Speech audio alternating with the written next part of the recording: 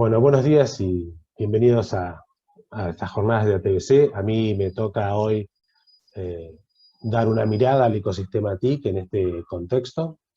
Y lo importante es, para mí, siempre arrancar con los indicadores, porque son los que nos muestran los datos de lo que está pasando hoy y dónde estamos parados. El sector TIC viene de 10 años de fuertes inversiones, sumando 20.000 millones de dólares, que esto nos da un promedio de 5 millones de dólares por día entre operadores de televisión por cable, proveedores de acceso a Internet, operadores de telefonía móvil, proveedores de telefonía fija. Y entre todos han creado 226.000 puestos de trabajo.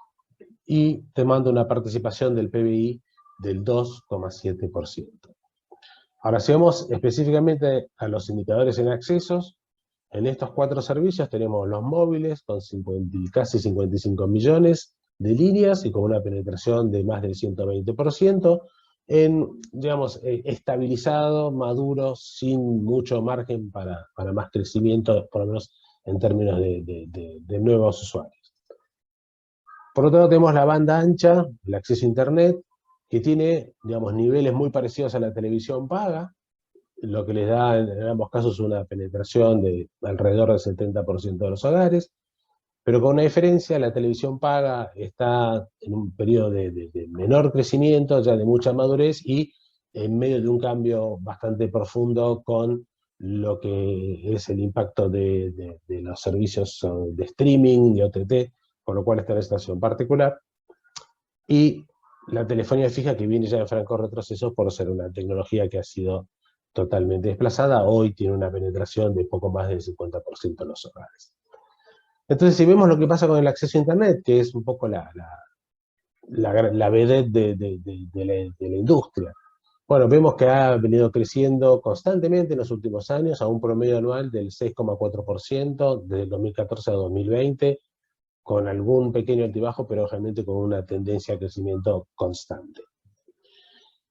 Y a su vez, no solo fueron más accesos, sino fueron accesos de mayor capacidad. Lo vemos aquí en la naranja, es la tecnología de cable módem, la de los operadores de telepaga, que hoy es la principal tecnología en el país.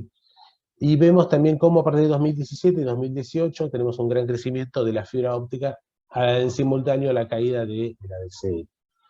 Lo cual nos llevó a una velocidad promedio nacional de 43 megas. Como todo promedio, habrá cifras mucho más altas y cifras mucho más bajas.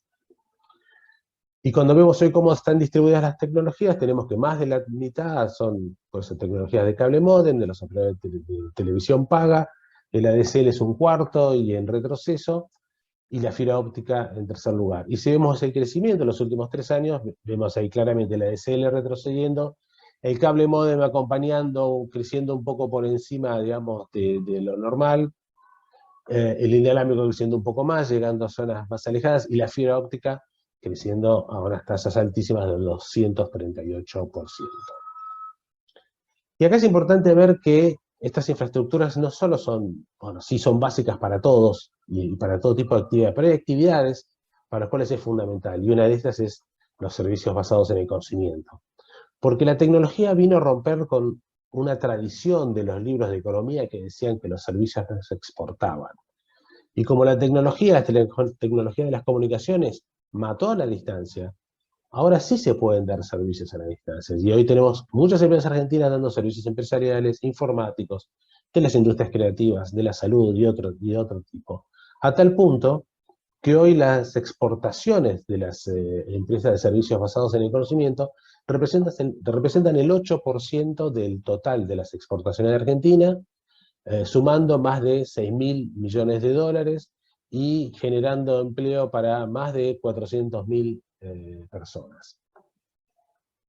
Y todo esto, el crecimiento de la banda ancha, los buenos indicadores, el desarrollo de la sociedad basada en el conocimiento, los servicios basados en el conocimiento, se dieron a pesar de una última década donde el PBI fue un sub y baja, y que en realidad bajó más de lo que subió, porque si vemos a partir de 2012, es como un serrucho que después entra en una caída a partir de 2008, 2019, 2020, donde llegamos casi al 10%. Este contexto no pudo frenar el desarrollo de la tecnología.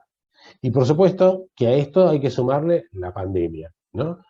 Donde el gran impacto que tuvo en el sector fue en la adopción de nuevos hábitos digitales. No nos olvidemos que en pocos días hubo 8 millones de personas que debían o deberían teletrabajar, hubo más de 12 millones de personas que tenían que educarse a distancia, y todo esto, así como también el crecimiento en el comercio electrónico, porque los negocios estaban cerrados, el desarrollo de las billeteras electrónicas para evitar contactos, el desarrollo de distintos trámites online, lo que tuvimos entonces fue a más personas haciendo usos más intensos y cada vez más recurrentes. Y esto se vio en las redes.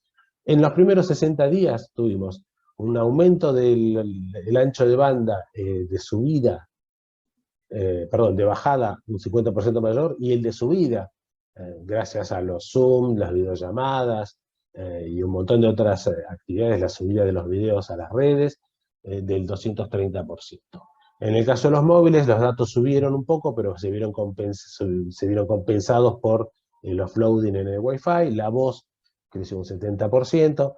También vemos el crecimiento de servicios en la nube, así como del tráfico internacional. Todo en un periodo muy corto, y de vuelta volvió a mostrar la capacidad de las redes instaladas. Entonces, claramente, lo que hizo la pandemia fue, como nunca, hacernos notar la centralidad que tienen las telecomunicaciones en la sociedad moderna, y que esto trajo además una mayor demanda digital por servicios, por dispositivos, por aplicaciones. Y obviamente que al haber una aceleración de la adopción digital y una centralidad aún mayor, pone en evidencia y hace más marcada la brecha digital, la brecha entre quienes tienen acceso a ese mundo digital y quienes no. Y bueno, ¿y cuál fue la respuesta del gobierno? La respuesta del gobierno fue una declaración de servicio público, que tuvo, digamos, como primer impacto el modificar un régimen jurídico de actividades preexistentes que estaban operando normalmente, haciendo, digamos, sus negocios aún en contextos complejos, solamente con tener licencias.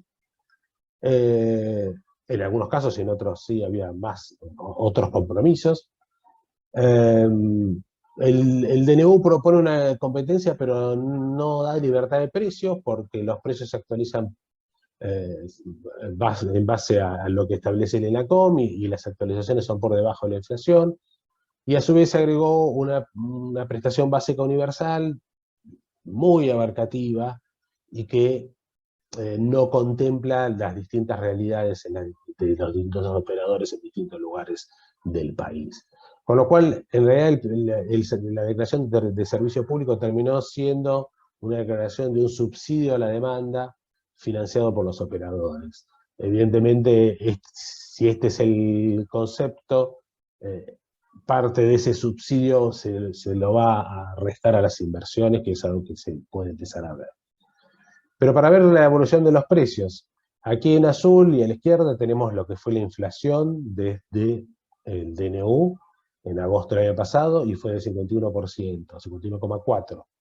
Después están los distintos servicios, que según las características, a veces había distintos aumentos en función de la cantidad de clientes, de ancho de banda, etc. Entonces no eran aumentos uniformes, pero en su conjunto, y según datos del IPC, los servicios TIC aumentaron un 26%, 26,4%, con lo cual estuvieron 25 puntos por debajo de la evolución de los precios generales. Y en cuanto al impacto del servicio público, si uno a veces se lo plantea como una solución mágica, pero si vemos los niveles de penetración de los servicios TIC versus servicios públicos tradicionales, vemos que Internet tiene la misma o más penetración que el agua corriente, lo mismo que los celulares, y que ya todos los servicios públicos tienen más penetración que las cloacas o el gas de red, con lo cual queda demostrado que no es la panacea, no es que porque se declara servicio público los problemas están resueltos, los problemas siguen estando hasta que se resuelven. Y nosotros tenemos entonces desafíos a nivel conectividad, porque Argentina es el 8º país en extensión, más del número 200 en densidad poblacional, con el área metropolitana de Buenos Aires concentrando tanta población como 12 provincias del país, con lo cual tenemos una población que está distribuida irregularmente en un territorio muy extenso, y donde tenemos distintos niveles de penetración de acceso al hogar. En el caso, digamos, de acceso a Internet, tenemos apenas 5 distritos con más del 75% de Internet en los hogares, y tenemos 10 provincias con menos del 50%. Entonces, una cosa que vamos a necesitar y que va a ser fundamental para todo lo que venga después es desplegar fibra. Y eso son inversiones. ¿Y por qué estoy hablando de fibra? Primero porque hoy, digamos, ninguna red nueva se hace con otra tecnología que no sea fibra. Cualquier operador que, aunque tenga una tecnología X, cuando va a un área nueva o si tiene que cambiar, va a poner fibra. Porque tiene más capacidad, porque es un mejor reaseguro a futuro, porque tiene menos costos operativos. Y además, la fibra óptica es fundamental para el 5G, no podemos hablar seriamente de 5G sin una buena red de fibra óptica. Lamentablemente, en el último año, como consecuencia de políticas, a mi criterio, erradas, más sí también el impacto de la pandemia, lo que tuvimos fue un muy fuerte desaceleración del crecimiento de la fibra óptica, que venía a niveles había saltado del 19 al 84% en el 2018, al 143% en 2019, y se desacelera abruptamente para crecer apenas un 39% en el 2020. Muy poco para lo que se esperaba de la fibra.